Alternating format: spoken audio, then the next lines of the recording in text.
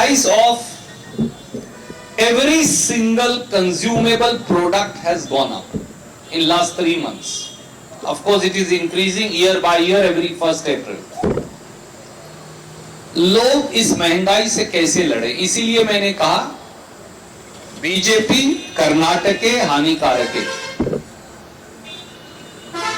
आपने वो दंगल फिल्म देखी होगी, तो वो दंगल फिल्म की तरह ही बीजेपी है, जहां जाएगी लोगों का नुकसान करेगी।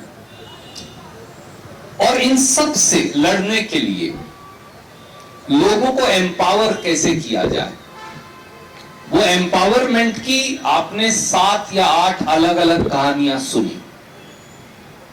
ये स्टोरीज नहीं है, ये रियल लाइफ लिव्ड एक्सपीरियंसेस है, जो हमारी बहनों ने, जो हमारी माताओं ने, जो कर्नाटक की महिलाओं ने किस प्रकार से बीजेपी की महंगाई से लड़े, वो करके दिखाया है।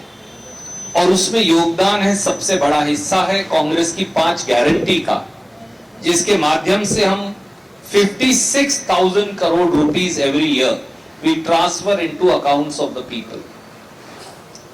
This is the magic of guarantees, and that magic comes through our sisters and mother's.